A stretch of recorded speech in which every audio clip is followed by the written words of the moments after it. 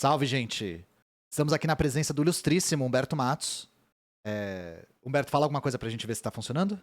Alguma coisa. Ah, tá funcionando.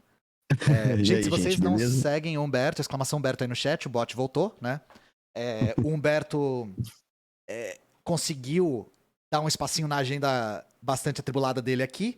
Eu espero que nos próximos meses a gente consiga encontrar um espaço pra gente fazer isso aqui ser recorrente, né? Porque eu tenho evitado falar de economia, porque eu sei que o Humberto vai falar no canal dele com muito mais clareza e muito mais profundidade. Mas hoje a gente conseguiu unir o útil ao agradável, então eu vou falar de algumas coisas que vocês têm me cobrado aqui no canal, que são a respeito da economia brasileira e não só brasileira, né? Então, primeiro vamos falar aqui da nova regra fiscal, né? Eu vou ler a notícia aqui e a gente vai comentando, beleza? Entenda a diferença entre a nova regra fiscal e o teto de gastos. Para entender o que mudará com a nova regra, é necessário compreender o processo que levou à inviabilidade da continuação do teto de gastos. Vamos lá. Com previsão de ser encaminhada ao Congresso Nacional na próxima semana, a nova regra fiscal substituirá o teto de gastos que vigora desde o fim de 2016. Na última quarta-feira, o ministro da Fazenda, Fernando Andrada, afirmou que a União teria de cortar 30 bilhões em despesas obrigatórias em 2024 caso o teto fosse mantido. Segundo ele, os cortes atingiriam não apenas gastos discricionários não obrigatórios, como água, luz, internet, material de escritório e telefone, mas também afetariam programas sociais, abre aspas. Se mantido o teto de gastos, teríamos que fazer corte não mais sobre despesas discricionárias, teríamos que cortar 30 bi das despesas obrigatórias se o teto fosse mantido a partir de 2024. Para subvencionar custeio, explicou o ministro em evento a um banco de investidores, né? Para entender o que mudará com a nova regra, é necessário compreender o processo que levou à inviabilidade da continuação do teto. Aqui um pouco da história do teto. Eu vou falar direto da nova regra fiscal, tá? Depois a gente fala do teto. Não quer que a gente, de repente, comente um pouquinho como é que funcionava o teto? Por que era necessário essa arrecadação, ou melhor, esses cortes aí, que nem o Haddad falou? Então eu vou ler tudo e a gente já entender. mata tudo de uma vez, sabe? Pra todo mundo entender o que era o teto e por que ele existia, né? E qual que era o problema. Vamos lá. Promulgado com visão de durar há 20 anos, o teto federal de gastos limita o crescimento dos gastos primários da União pela inflação acumulada pelo Índice Nacional de Preços ao Consumidor Amplo.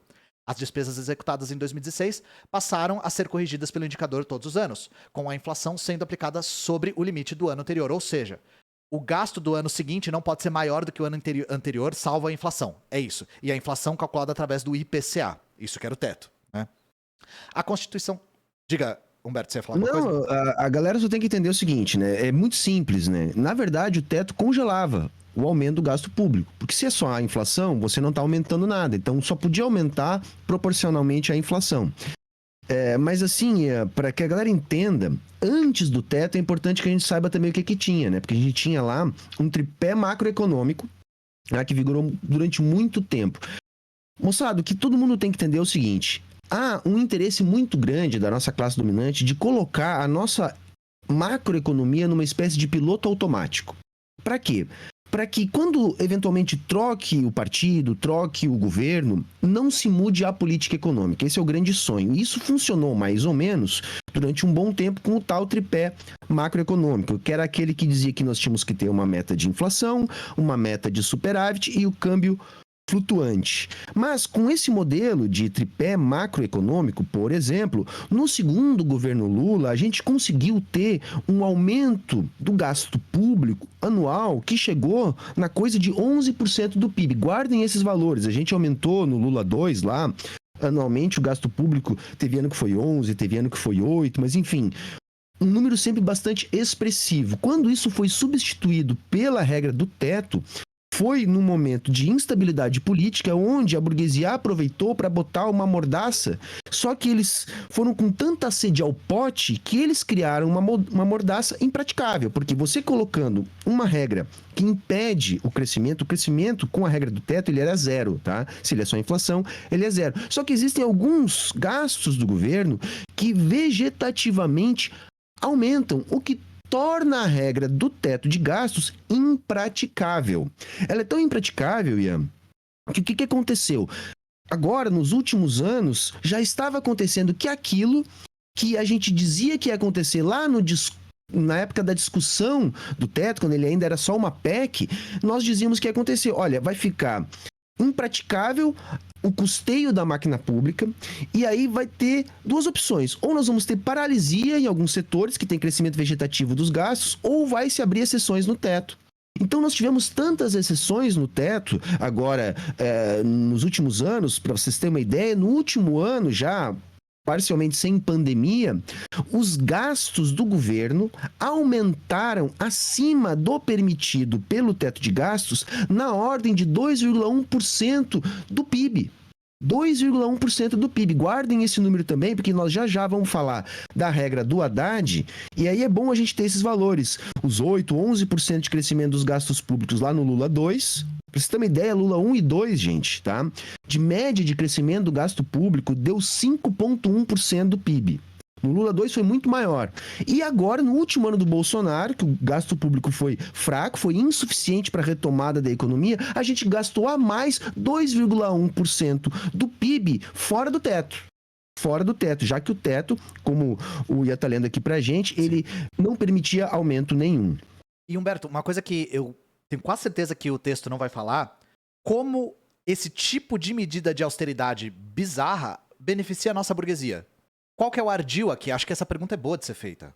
Claro, cara, assim, é porque, na verdade, eu tenho defendido o seguinte, nós temos no Brasil, assim, a gente não tem uma burguesia nacional naquele sentido desenvolvimentista, sabe, de uma burguesia industrial que dependa do nosso mercado interno, que queira fortalecer, vamos dizer assim, uma classe média, tá?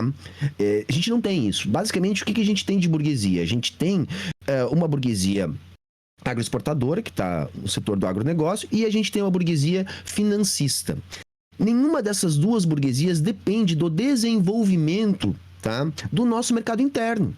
Então dane-se se não vai ter indústria, dane-se se a classe média vai explodir, entendeu? Porque a gente não depende disso para manter a economia funcionando da maneira que está. A gente nunca teve essa revolução burguesa no Brasil.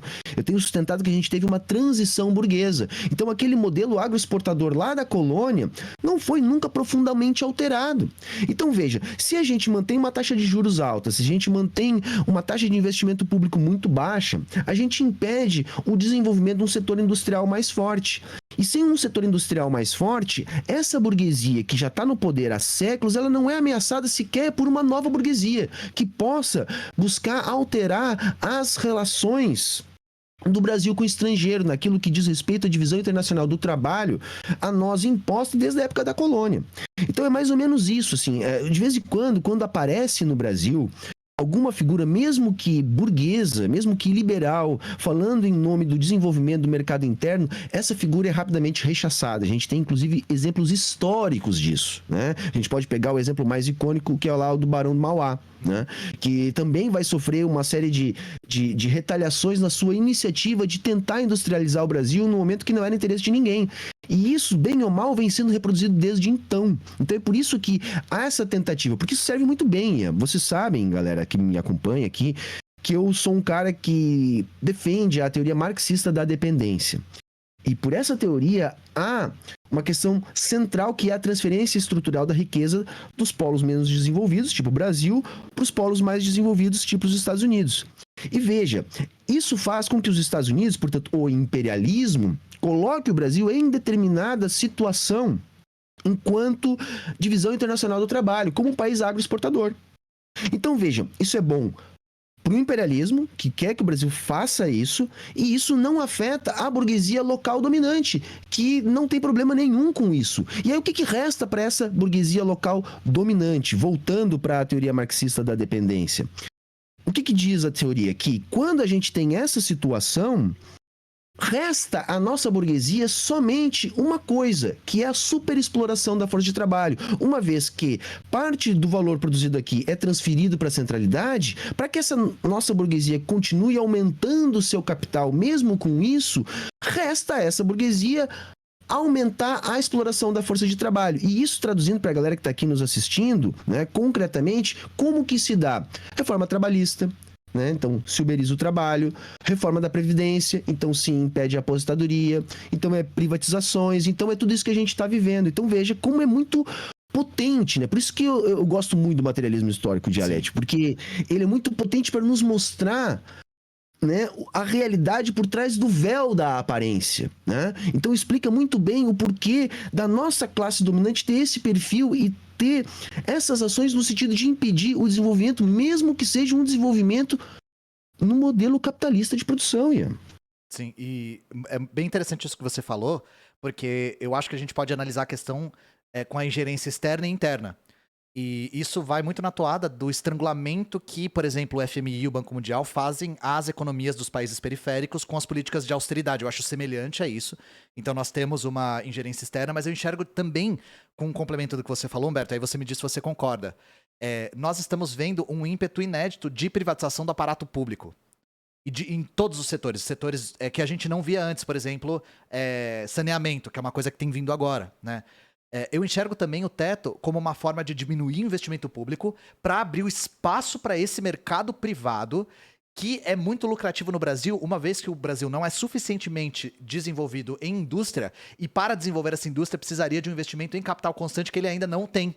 A nossa burguesia não tem esse interesse, então a nossa burguesia vai para setores que aqui são mais lucrativos, que é o setor de serviços. Então por isso que a gente vê um avanço sobre educação, avanço sobre o saneamento, avanço sobre... O que mais que está sendo privatizado aqui? Minha memória está falhando hoje. Mas tá em todos os setores, o setor de entretenimento, parques públicos, de energia, né? A questão da energia, tinha Eletrobras. esquecido disso, Então, eu enxergo o teto também com essa ingerência externa, com uma questão da nossa burguesia não ter interesse por esse desenvolvimento, mas também com um interesse da burguesia interna e externa em privatizar o setor de serviços públicos. Com certeza, eu acho que tá perfeita a tua colocação, porque uma coisa complementa a outra. E a outra questão que é bom a gente falar para a galera que tá aqui nos assistindo é que o modelo esse de privatização, de redução do gasto público, ele era um modelo neoliberal. Esse é essencialmente um modelo neoliberal, né? Um modelo que tinha como objetivo mercantilizar cada vez mais áreas da vida social. Então, aí entra tudo isso que você está falando. Então, questões que antes eram do Estado, no modelo de capitalismo neoliberal, deixam de ser do Estado e são privatizados. Isso atende à lógica do capital, de reprodução do capital, que tem que continuar crescendo e, portanto, ele tem que estar sempre transformando em lógica da mercadoria cada vez mais setores da vida social. Só que aí tem um porém que é o seguinte: este modelo de capitalismo neoliberal, na centralidade do capitalismo, ele sofreu um baque muito forte desde 2008 e desde então ele foi suspenso. E a gente colocando a situação que está vivendo agora, Europa e Estados Unidos, né, os Estados Unidos tentando repatriar empresas que antes produziam na China, por exemplo, levantando barreiras e coisas do gênero. Pois bem, parece-me que na centralidade do capitalismo está inviável de manter este modelo de capitalismo neoliberal. Entretanto, na periferia, isso continua sendo pautado. Isso é mais uma razão para a gente crer que o imperialismo está se preparando, tá, para um questionamento da hierarquia da ordem mundial a partir do crescimento da China e da formação de possíveis novos blocos de economia e política. E está fazendo isso o quê? Forçando a mão para cima de países como o Brasil. Porque é lógico que o mundo inteiro, e é esse o ponto que eu estou aqui defendendo, está percebendo que as políticas neoliberais não servem, mesmo para a centralidade. Então, por que isso continua sendo forçado a países como o Brasil? Bom, justamente para deixar a gente de joelhos. E na hora que ficar mais aguda essa disputa geopolítica internacional, o Brasil não tenha condições de se alinhar à China. Eu acho que toda essa questão, e nós vamos já falar dessa questão Brasil-China, né? Também está relacionada com tudo isso. Então, assim, é uma questão geopolítica e a gente tem que entender que nenhuma questão geopolítica pode ser dissociada da questão econômica, né? O imperialismo é, em essência, uma questão econômica. Vou continuar lendo sobre o teto e aí a gente já passa para a regra fiscal nova, né? Beleza. A Constituição permite que o teto seja extrapolado em alguns casos: créditos extraordinários, capitalização de estatais não dependentes do Tesouro, gastos da Justiça Eleitoral com eleições e transferências obrigatórias da União para estados e municípios. Dentro do limite global, há limites para os poderes executivo, legislativo, judiciário, Ministério Público da União e Defensoria Pública da União, com alguns órgãos dentro dessas categorias também obedecendo os sublimites. Até 2019, o Poder Executivo compensou eventuais estouros dos demais poderes num cronograma de transição. Segundo o teto de gastos, em 2026, o indexador seria revisto, podendo ser maior que a inflação. Até 2020, a correção era feita com o IPCA, entre julho de 2 anos antes e junho do ano anterior. Uma coisa que é interessante a gente só comentar aqui de passagem, Humberto, é que índices de inflação, eles nunca são perfeitos. Eles sempre são imprecisos. Não existe uma maneira de aferir com perfeição quanto foi a inflação. Inclusive, nós tivemos problemas seríssimos com isso durante a quase hiperinflação brasileira. Porque os próprios índices causavam uma inércia na inflação. A inflação era corrigida através de um índice que não estava correto. E ela acabava se tornando mais inflacionária por conta do índice. Mas enfim, eu só tô demonstrando aqui como não é só isso. Ah, eles corrigem com a inflação, então fica tudo correto. Nem assim, nem isso. Eles utilizam, inclusive, politicamente esses índices. Por exemplo, na época da ditadura, o que se tinha? Verdade, arroz salarial. Quando iria se corrigir, por exemplo, aquilo que era do interesse da burguesia, se buscava o índice mais fidedigno possível. Quando ia se corrigir os salários dos trabalhadores, se corrigia a partir de índices de previsão de inflação que eram os menos fidedignos possíveis. O que acabava acontecendo?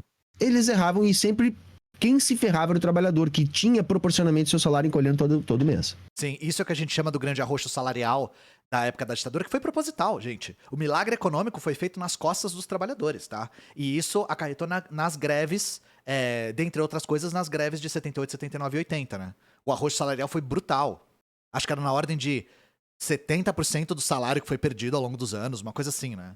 Foi horror, eu não vou me lembrar agora exatamente. Foi uma coisa assim só por conta do ajuste na inflação pra baixo, né? Mas enfim, vamos lá. Entre janeiro e junho, vale a inflação efetiva do primeiro semestre, julho e dezembro, vale a projeção do IPCA, valor é compensado quando o índice é cheio do ano, a ocasião... Tá, isso aqui é as coisas técnicas, né? Diferentemente de outros países, o teto de gastos brasileiros não tem válvula de escape, como exclusão de investimento, obras públicas e compra de equipamentos e gastos sociais da regra. Outra possibilidade de escape é a suspensão da regra em momentos de baixo crescimento da economia, como no Peru. No país vizinho, o país que adota o teto de gastos desde 99, a despesa não é simplesmente corrigida pela inflação. Os gastos podem ter crescimento real, acima da inflação, de 2% nos primeiros anos, de 4% a partir de 2004. Ou seja, pode ter crescimento, diferente da nossa, né?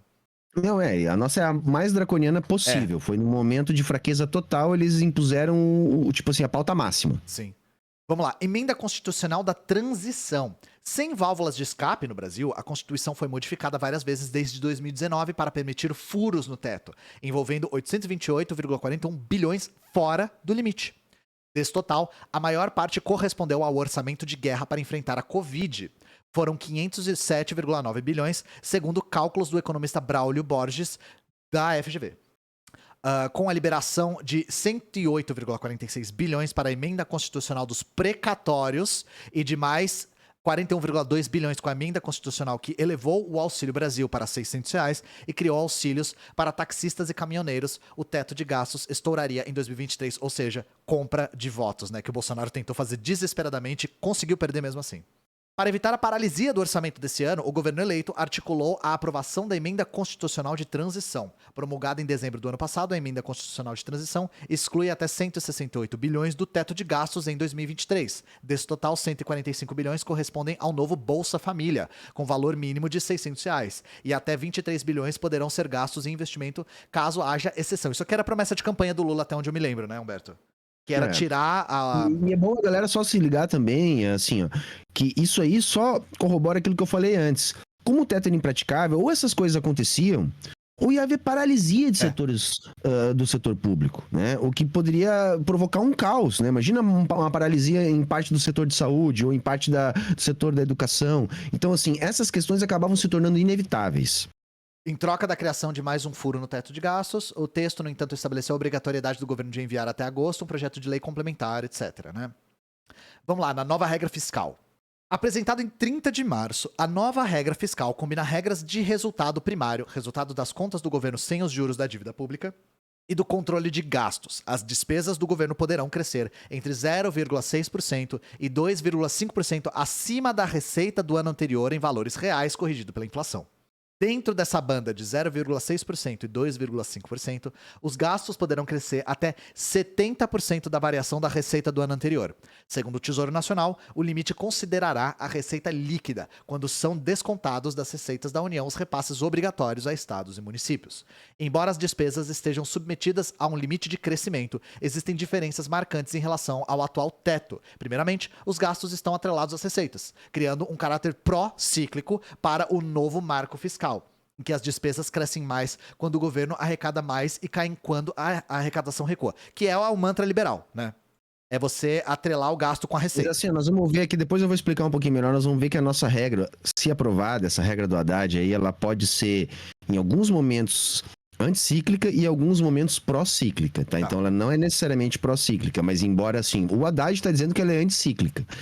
Em alguns momentos ela é pró-cíclica. Eu vou explicar, inclusive, o que são essas coisas. Sim, Talvez sim. tenha gente aqui que não sabe. Mas é vamos lá. importante Só porque ele tá falando aqui, ó. aí. No Brasil, o teto de gastos é contracíclico, limitando os gastos quando a arrecadação aumenta. E como não tem válvulas de escape, é pró-cíclico em momentos de recessão, porque os gastos também diminuem quando a economia se contrai. A segunda diferença diz respeito ao crescimento. Com o teto de gastos, as despesas não podiam crescer acima da inflação. Pela futura regra fiscal, os gastos sempre crescerão mais que a inflação.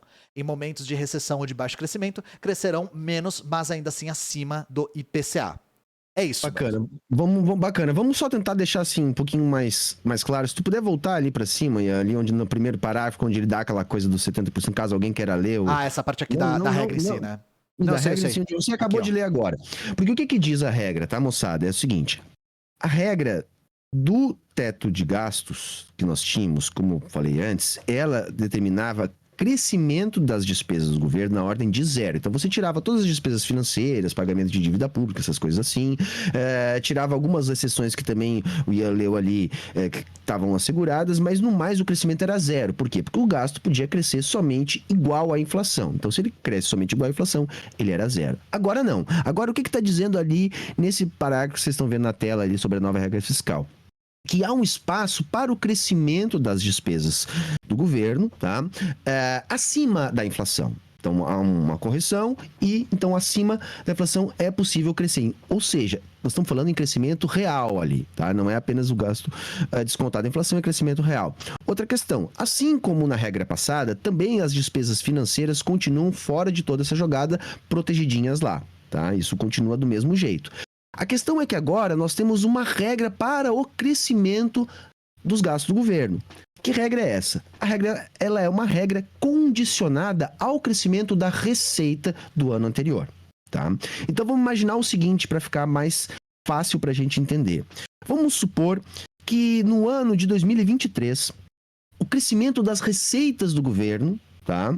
Ou seja, a arrecadação do governo tenha crescido na ordem de 10% do PIB, tá? Vamos imaginar que em 2023 nós tivemos um crescimento das receitas do governo na ordem de 10% do PIB. Bom, aí nós temos uma regra mãe nessa nova regra fiscal do Fernando Haddad, que é a regra dos 70%. O que diz isso? Diz essa regra que o crescimento das despesas poderá ser de até 70% do crescimento das receitas no ano anterior. Então, se nós tivemos, no ano de 2023, teoricamente, no ano de 2024, as despesas do governo poderão crescer na ordem de 7% do PIB, vai? Vamos imaginar que em 2023 teve um crescimento da receita de 10%, em 2024 as despesas poderiam crescer 7%, né? 70%. Estão pegando até aí? Bacana.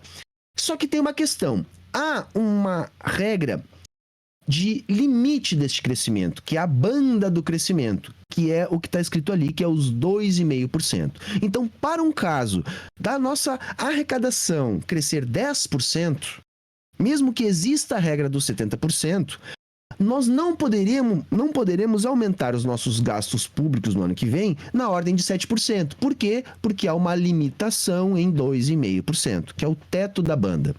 Tá? A galera tá falando pra pôr um gráfico. Você sabe qual gráfico que é? Eu não tenho gráfico aqui na mão, não vi nenhum gráfico desse sentido. Não, é mas, só pra assim, saber, porque se tivesse...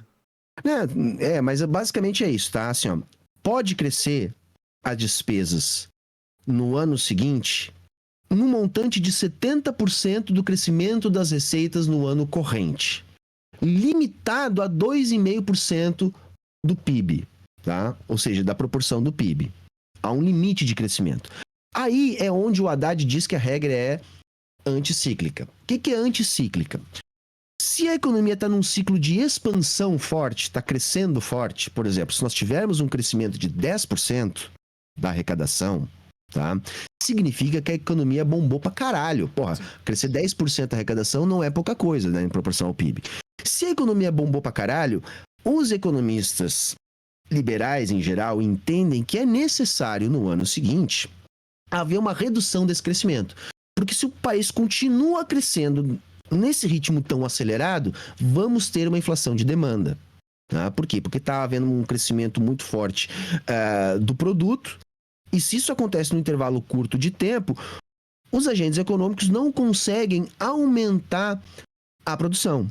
E aí isso resulta em inflação de demanda. Então aí você precisa de uma medida anticíclica, ou seja, para quebrar o ciclo de crescimento da economia. Então o que acontece? Se você teve um crescimento muito forte, você não vai aumentar no ano seguinte 7% do PIB do gasto, por causa da regra dos 70%. Não, você vai aumentar bem menos, você vai aumentar 2,5%, para segurar um pouco o ímpeto de aceleração da atividade econômica.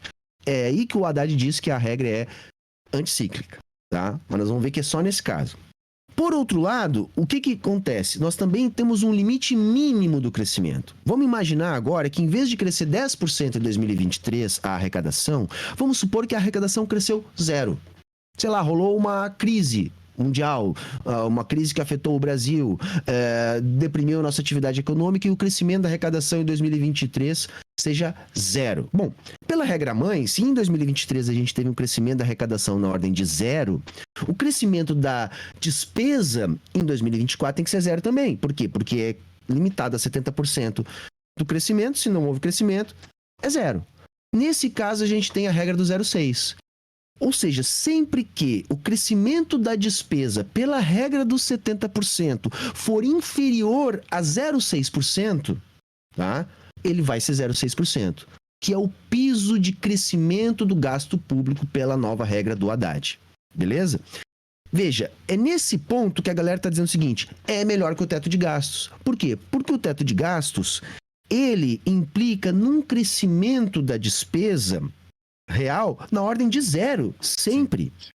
E nesse caso aqui a gente está tendo, no mínimo, um crescimento da despesa na ordem de 0,6.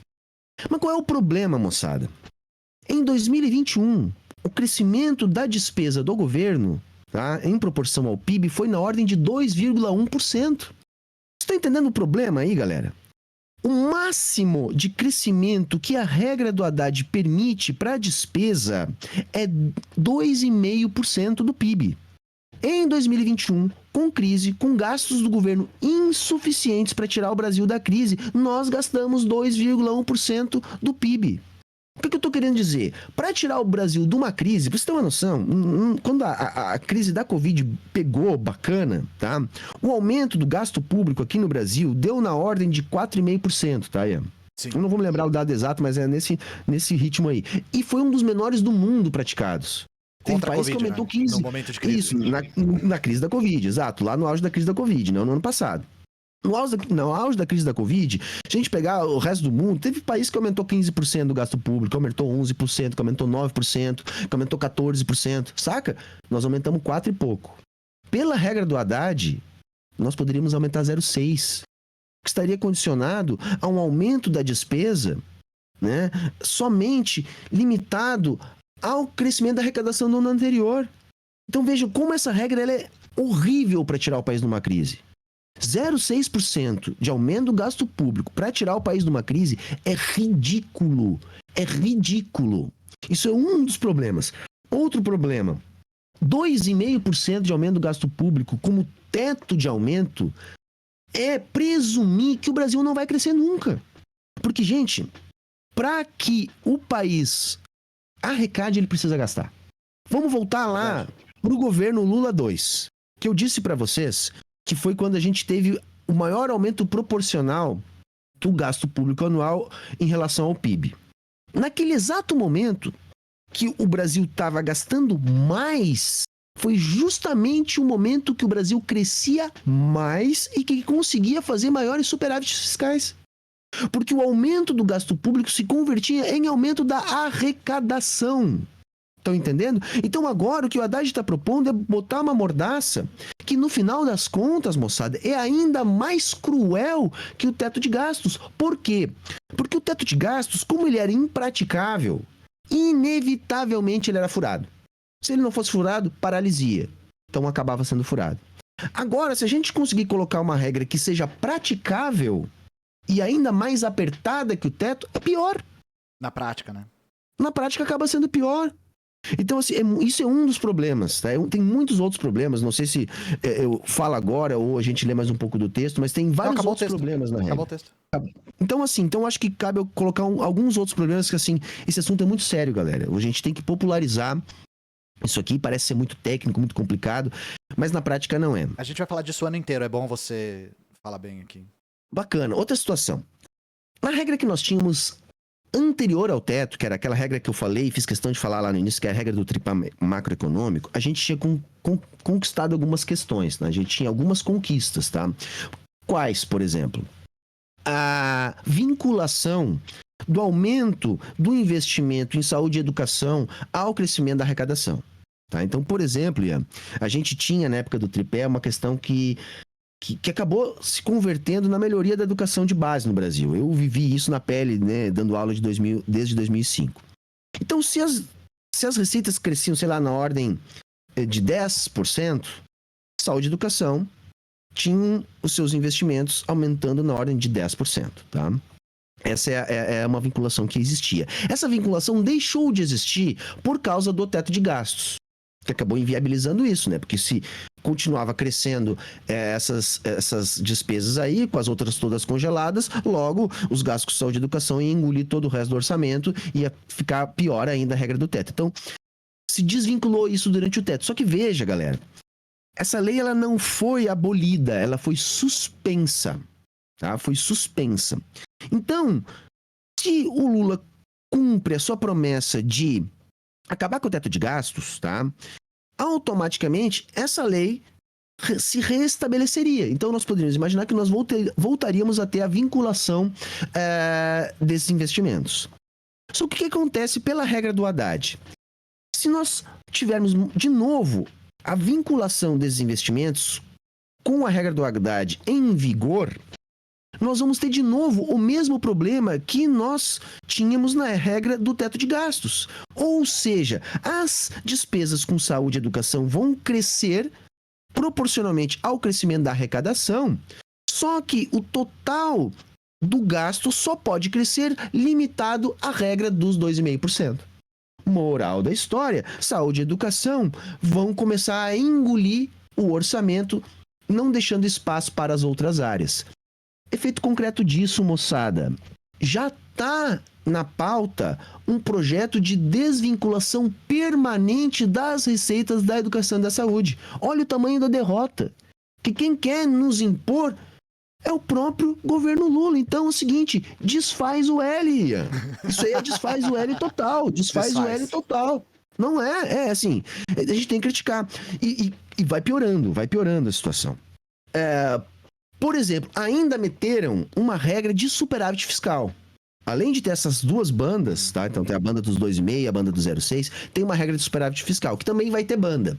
Lá na regra do tripé macroeconômico, a gente tinha uma regra de superávit fiscal que tinha que ser atingida pelo governo, né? Que tinha alguma tolerância, mas era uma meta rígida. Agora não. Agora o governo vai poder escolher uma banda de superávit. Então eles colocaram um cronograma de superávit, tá? Então agora nesse primeiro ano não vai ter, e lá no último ano do governo Lula vai chegar até coisa de 1,25, se eu não me engano. Mas enfim, os governos vão poder escolher, a partir da sua política fiscal, uma banda de superávit fiscal. Então, além de ter o aumento dos gastos atrelado aos 70%, aos 2,5% e aos 0,6 lá, o governo ainda vai ter que se comprometer a fazer um superávit fiscal, que é o quê, galera?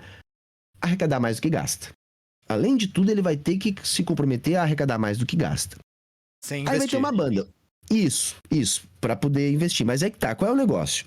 Vamos supor que o governo escolheu uma banda de superávit entre 0,75 e 1,25 do PIB. Então ele está dizendo assim, olha, esse ano nós vamos arrecadar mais do que vamos gastar na ordem de 0,75 do PIB até 1,25 do PIB. Isso é o que o governo tem que fazer. Se o governo fizer menos, vamos supor que ele não conseguiu fazer 0,75 do PIB, tá? De superávit fiscal. Vamos supor que ele meteu 0,50 do PIB de superávit fiscal.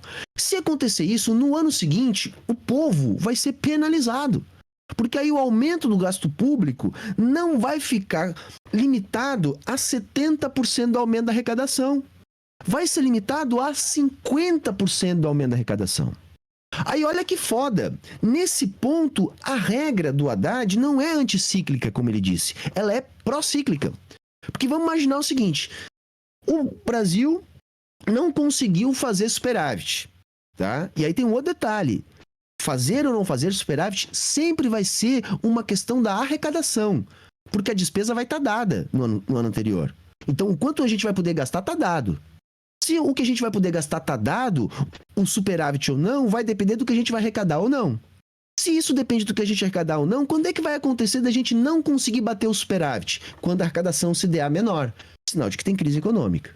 Então, se tem crise econômica, qual é o ciclo da economia? Um ciclo de baixa. Então, aí a regra tinha que ser o quê? Anticíclica. Reverter o ciclo de baixa. Só que aí não. O que faz a regra do Haddad? Se acontecer isso, em vez de poder aumentar 70% do PIB ao gasto público no ano seguinte, ele está limitado a 50%. Ou seja, em vez de poder gastar mais para tirar o Brasil da crise, o país vai ter que gastar menos. Então, a regra é procíclica. Tá entendendo? Então, quando a gente estiver em crise ainda, a regra nos empurra mais para a crise. É uma tragédia, moçada. É uma tragédia. A gente tem que ler o que está nas entrelinhas, porque é uma tragédia. E vai piorando, porque assim, como o governo pode escolher o quanto que ele vai fazer de superávit, ele pode prometer isso, né? Vamos supor um governo que vai perder a eleição, tá? Ou que perdeu a eleição, e vai empurrar para a oposição, tá? O orçamento do outro ano. O que ele faz? Ele abre a torneirinha e gasta. E aí o que acontece? Ele não consegue bater o superávit que ele prometeu. Se ele não bater o superávit, ele ferra o ano seguinte. Uhum. Entendeu? Já para o próximo governo já começar mais ferrado ainda. Então imagina, o cara já chega ferrado porque vai ter um presidente do Banco Central escolhido pelo antecessor, até a metade do mandato, e ainda vai ter um primeiro ano de mandato sem dinheiro para gastar. Uhum. É muito ruim a regra, é muito ruim. Tem algumas pessoas se apegando em algumas coisas que eu acho meio assim, poxa, é muito querer, né, chamar o urubu de meu louro, né? Mas é o seguinte, por exemplo, mas dá para gastar mais do que os 2,5% da banda do teto. Basta a gente conseguir guardar mais do que a gente prometeu. Sim, porque também tem isso na regra. Vamos supor o seguinte, tinha uma banda lá de superávit que o governo prometeu. Lembra que eu expliquei? Sim. Por exemplo, entre 0,75 e 1,25. Vamos supor que o governo, em vez de guardar 1,25, vamos supor que ele guardou 2,25. Tá? Para ficar redondo aqui, fácil pra gente. Esse 1% a mais do 1,25, que era o teto, né, da meta de superávit, aí ele pode gastar por fora da regra dos 70% e dos 2,5%. Tá entendendo? Mas só se tiver um superávit extraordinário. Exato, Ué. Mas entendeu assim, é muito apostar em coisas absurdas, porque como é que você vai ter um superávit extraordinário? Sem investir, com um investimento reduzido, é impossível. E galera, assim, ó, eu sei, assim, é que eu tô falando pra caramba, mas assim, eu estudei isso aqui e eu acho que é muito importante a gente dar uma popularizada. Tem mais uma outra questão. O Lula sabe que precisa gastar, tá? Para cumprir o que ele prometeu, para não se desconstituir politicamente. É certo que ele chegou pro Haddad e disse, olha, eu preciso gastar. Te vira, tu quer fazer essa regra para entregar pros banqueiros? Faz, mas alguma coisa tem que acontecer. E aí, o que o Haddad tá esperando? Porque nós temos que pensar, tá, mas como é que o Lula vai com essa regra aprovada ter dinheiro no ano que vem para gastar? O Haddad tá esperando uma coisa que para mim é furada. Ele tá esperando alguns bônus de arrecadação. Porque é isso que o governo vai depender. Como o governo não pode gastar mais para no ano seguinte arrecadar mais, que é o mais lógico, né? Essa regra faz o contrário, ela faz tu arrecadar mais para depois gastar mais. É necessário que exista algum ganho extra na parte da arrecadação.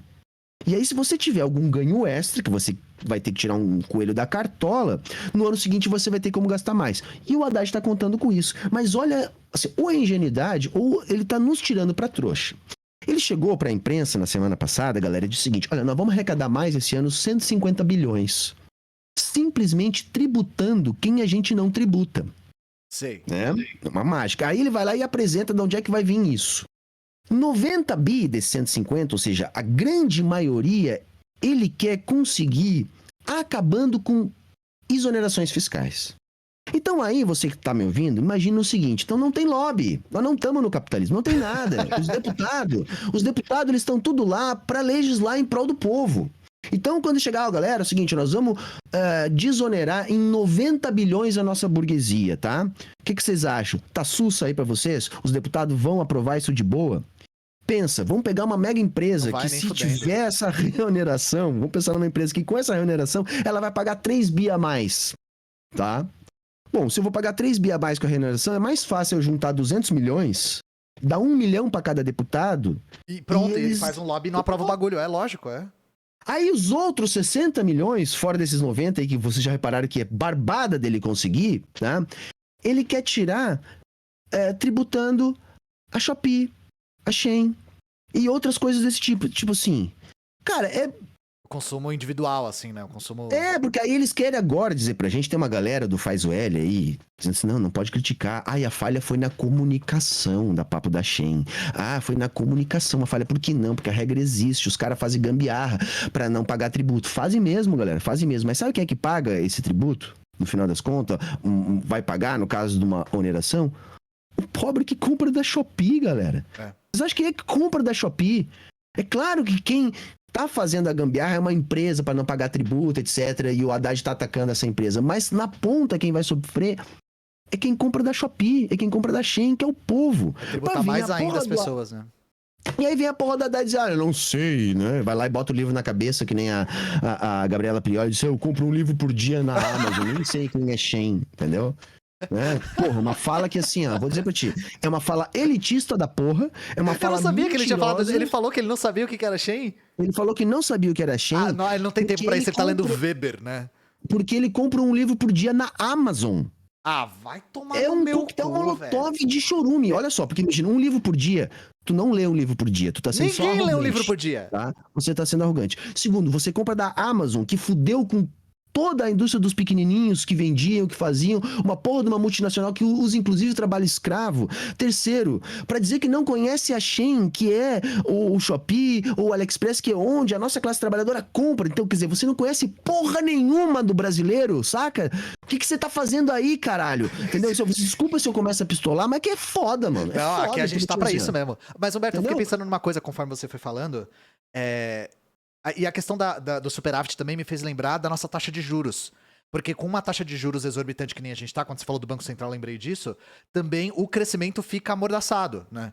Então, a gente tem uma soma de uma regra fiscal que atrapalha o crescimento, junto com uma taxa de juros que também atrapalha o crescimento. Então, a gente tem uma perspectiva bastante ruim aí pro futuro. Eu tô fazendo uma associação correta ou não? Não, claro, tá perfeito, é exatamente isso aí. Porque assim, ó, o lance da taxa de juros, pra mim, é o seguinte... É um projeto do Campos Neto de produzir uma recessão no Brasil. Não tem justificativa nenhuma. De propósito. Na última semana, caiu as últimas coisas. Na última semana, saiu dados da nossa inflação. Veio abaixo da expectativa, tá? Inflação nos Estados Unidos veio abaixo da expectativa. Eu já tô dando spoiler da live de domingo aqui, tá? Inflação nos Estados Unidos veio abaixo. A nossa veio abaixo.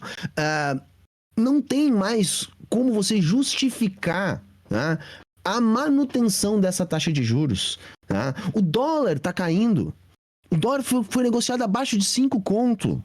Depois só pra explicar, gente. Quase um ano. A taxa de juros ela é frequentemente usada pra regular a inflação, tá? Como a nossa inflação veio abaixo, não tem razão pra taxa de juros estar desse jeito. Por isso que o Humberto tá dizendo que a única razão é pra amordaçar a nossa economia, pra estrangular a economia.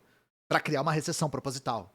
É isso, porque ele vai desconstituindo politicamente o Lula, né? Nós já fechamos o último trimestre em déficit, né, com PIB negativo. Se nós fechássemos esse também assim, nós já poderíamos dizer que estamos entrando em recessão técnica, tá? Só que os dados da economia, sobretudo do varejo, agora dessa semana, vieram acima da expectativa. Então, o quadro da nossa economia primeiro, a atividade econômica dando sinais de que está melhor do que se esperava. inflação dando sinais de que tá mais baixa do que se esperava. Então, para que eu vou meter uma taxa de juros de 13,25? Outro dado, eu tô antecipando os dados que eu ia falar no domingo. A nossa ponta longa de juros, tá? Que é o juro que a gente paga, porque o juro que o Banco Central controla, né? O juro do banco de varejo. é o juro curto, que é o juro que os bancos pegam dinheiro emprestado. Quando você vai fazer um financiamento, a gente paga o juro longo. Tendencialmente, o juro longo acompanha o curto. O que já está acontecendo, galera? O juro longo, nessa última semana, baixou de 12. Ou seja, a ponta longa está menor que a ponta curta. Quer dizer, não tem mais o que o Campos Neto possa utilizar como argumento para dizer que tem que manter os juros assim. Muito menos para dizer que vai subir para 26%, que nem ele falou na semana passada, assim, tipo assim, agora eu vou, tipo assim, vou cagar na mão e vou esfregar na cara. Tinha que ser o mínimo, ele falou, tinha que ser o mínimo 26, não foi uma coisa assim que ele falou? Pra vocês estão que a nossa reclamando, o inflação- mínimo que tinha que ser era 26, né? Ele meteu essa, né? Meteu essa. Gente, Meteu eu sei essa que é muita total. coisa, mas esse tema é importante, a gente vai continuar falando dele ao longo do ano todo, né? Do mandato Lula, como um todo. O vídeo vai estar no YouTube, então vocês podem consultar quantas vezes vocês quiserem. Acompanhem o Humberto, porque eu aprendo essas coisas com ele. Dá exclamação Humberto aí no chat, aqui no vídeo do YouTube vai estar também o canal dele. O Humberto tem uma live todo domingo no YouTube, que ele fala bastante sobre economia também. Eu sempre assisto, recomendo vocês assistirem também. E um beijo pra vocês. Beijo, Humberto, obrigado de novo. E Valeu, gente, a gente já obrigado. volta.